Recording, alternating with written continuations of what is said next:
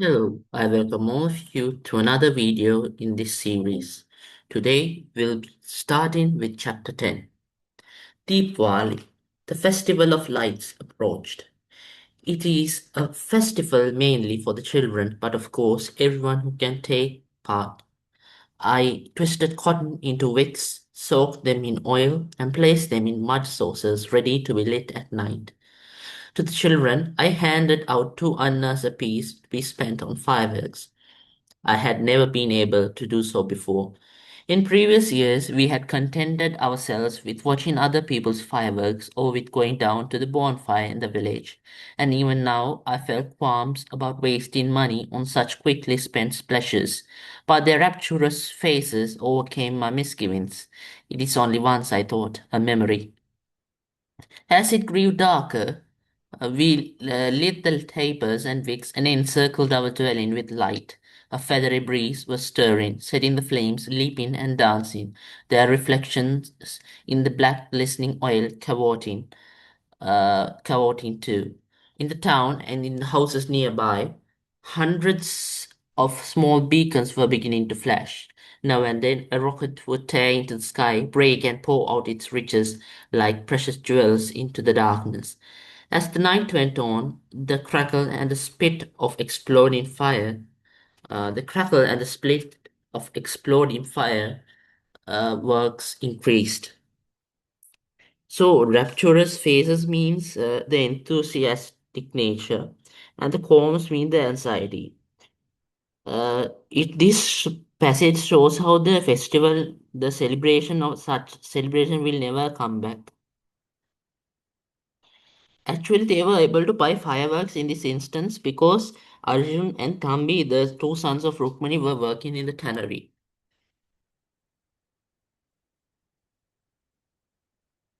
In the town, and as the night went, the children had brought boxes of colored matches and strings of patas, and a few pies worth of crackers, like small nuts, which split into two with a loud bang and a shower of sparks when lit. The last were the most popular. The boys pranced around, shrieking with laughter and throwing the crackers about everywhere, yet they were nimble enough to skip out of harm's way. All except Selvam, the youngest. He stood a safe distance away, legs apart, and obviously ready to run, holding a stick of sugar cane nearly as tall as himself, which he had brought instead of fireworks.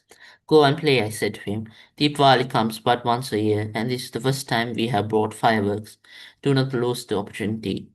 I'm afraid, he said frankly, his small face serious. After we had eaten, and and after we had eaten and rather well, and there were no crackers left, and the oil in the sauces had run dry, we walked to the town. Selvam refused to come. He was a stubborn child. I knew it was useless to try to persuade him. Ira stayed behind too, saying she preferred to stay with him. I think she was glad of the excuse he provided, for since her return she had not cared to be seen about, and of course there would be a large crowd in the town. Villagers from all around like us were converging towards the bonfire to be lit there. Already smoke wisps were curling towards the clouds. Torches were beginning to flare. The smell of oil was everywhere, heavy and pungent, exciting the senses. Our steps quickened, quicker and quicker, greedy, wanting to encompass everything, to miss not one iota of pleasure. Then, as happens even in the brightest month, I remember Janaki. Last year she had come with us, she and her children. This year, who knew or cared? The black thought momentarily dosed the glow within me, the angered and indignant. I trust the intruder away, chasing it, banishing it, tired of gloom, reaching desperately for the perfection of delight, which can surely never be. So the large crowd in the village shows the social opinions and the stigma. And the tannery is not a static thing, it's always changing. There was a great noise everywhere. Men, women, and children from the tannery and the fields had come out, or many of them in new clothes, such as we too had donned. The girls and women with flowers in their hair and glass bangles at their wrists, and silver rings on their toes, and those who could afford it wore silver golsu clasped round their ankles and studded bells around their waist. In the center of the town, the bonfire was beginning to smolder. For many weeks, the children had been collecting firewood, rags, leaves, and brushwood, and the result was a huge pile like an enormous ant hill, into which the flames ate fiercely, hissing and crackling and rearing up as they fed on the bits of camphor and oil-soaked rags that people thrive in. In the throne, I lost Nathan and the boys, or perhaps they lost me. At any rate, we got separated. I pushed my way through the crush this way and that, nobody giving an inch in my efforts to find them. In the end, I had to give up. Before long, the heat and excitement, I forgot them. Drums had begun to beat. The fire was blazing fiercely. Great long orange tongues consuming the fuel and thrusting upwards, and sometimes outwards.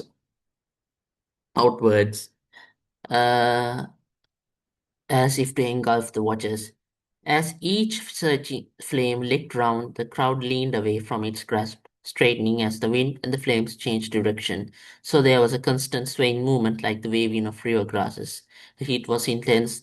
Faces gleamed ruddy in the firelight. One or two women had drawn their saris across their eyes, leaping, roaring to climax. Then the strength taken from fury, a quietening slowly, one by one. The flames gave up their color and dropped until at last there were none left, only a glowing heap, ashen edged. The drum beats died to a murmur. The scent of jasmine flowers mingled with the fumes of camphor and oil, and a new smell, that of toddy, which several of the men had been drinking, many to excess, for they were lurching about loud mouthed and more than ordinarily merry.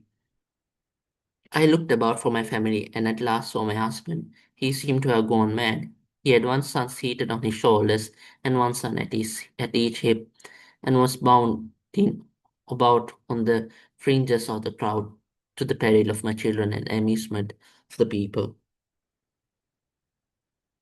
So the peril means the dangers. I fought my way to him. Have you taken leave of your senses? I cried out above the din. No, only of my cares, he shouted gaily. Gaily means happy, shouted gaily.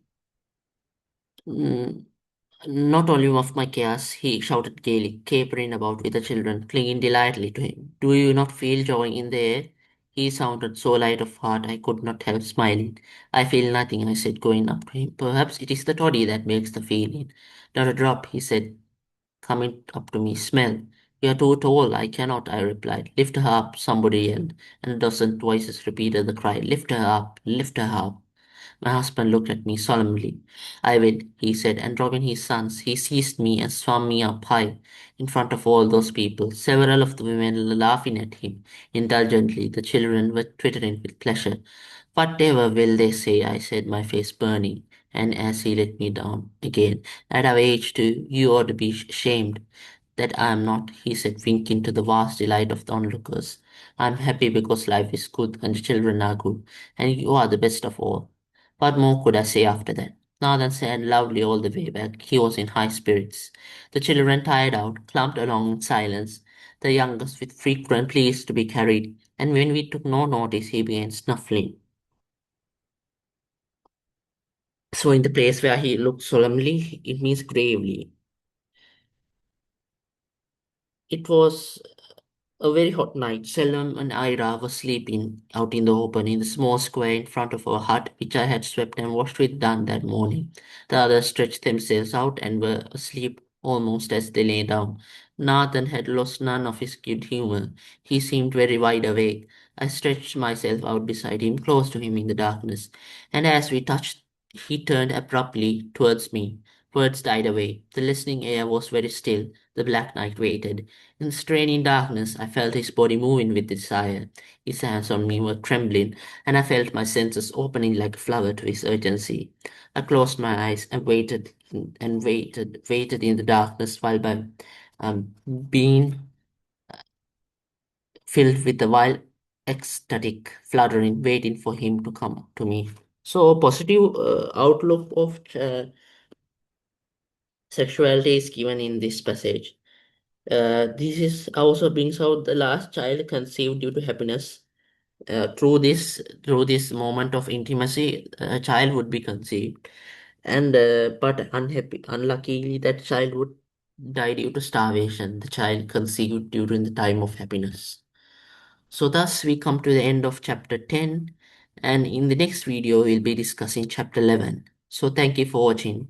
Do subscribe to my channel and like this video and stay tuned for more videos. Thank you.